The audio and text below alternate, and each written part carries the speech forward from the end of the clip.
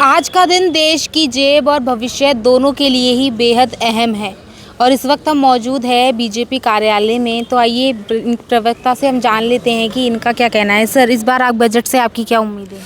बिल्कुल, जो 2047 में विकसित भारत का जो मोदी जी ने लक्ष्य रखा है उसी की दिशा में ये बजट है। इसमें आम आदमी, गरीब और किसान और महिला सभी को फोकस में रखते हुए बजट लाया गया है। इसमें इसी कड़ी में जैसे आज का युवा एआई की तरफ बढ़ रहा है तो उसके लिए भी अलग से इन्होंने उसको बढ़ावा देने के लिए योजनाएं लागू करी हैं। जैसे कंटेंट क्रिएटर के लिए भी इन्होंने स्थापना की है।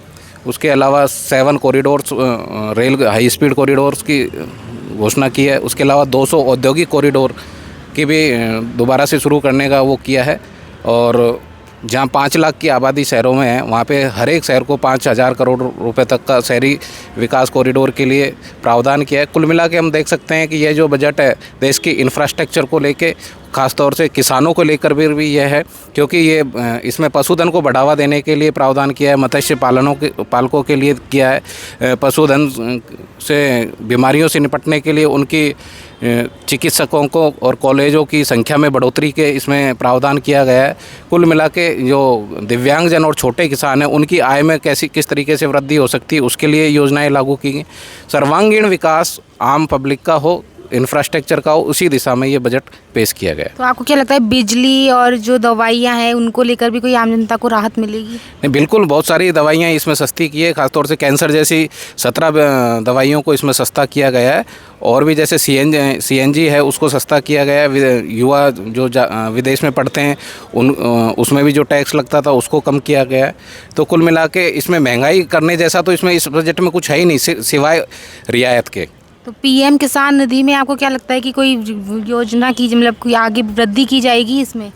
ये तो शुरू से ही जब दोबारा से मोदी जी की तीसरी सरकार बनी थी तभी से ये कह दिया गया था कि इसको हम 6,000 से बढ़ा के 12,000 तक करेंगे। उसी दिशा में कई स्टेटों ने, जो बीजेपी के राज्य, उन्होंने कहीं पे 8,000, कहीं पे 10,000 और कहीं पे 12,000 तक का इसको कर दिया गया। सब्सिडी, डीजल वगैरह इनमें कुछ कम होने की आपको है? क्योंकि पिछले बजट में जो मोदी जी ने जो इनकम टैक्स था वो सीधा बढ़ा के 12 लाख रुपए तक का फ्री कर दिया था।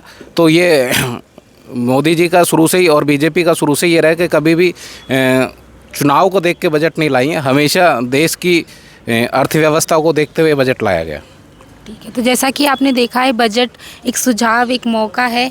तो अब देखते हैं कि अभी बजट फ़िलहाल स्थगित कर दिया गया है, तो जितना आगे इसमें क्या होता है, आगे बजट में और क्या फ़ायदा मिलता है, कि किसको कितनी हानि होती है या किसको कितना लाभ मिलता है, ये तो आगे बजट में ही पता चलेगा। फ़िलहाल के लिए इतना ही, और ऐसे ही अपडेट्स के लिए और बजट से जुड़ी हुई अपडेट्स आपको द खटक पर ही मिलेगी। तो जुड़े रहिए द खटक के साथ।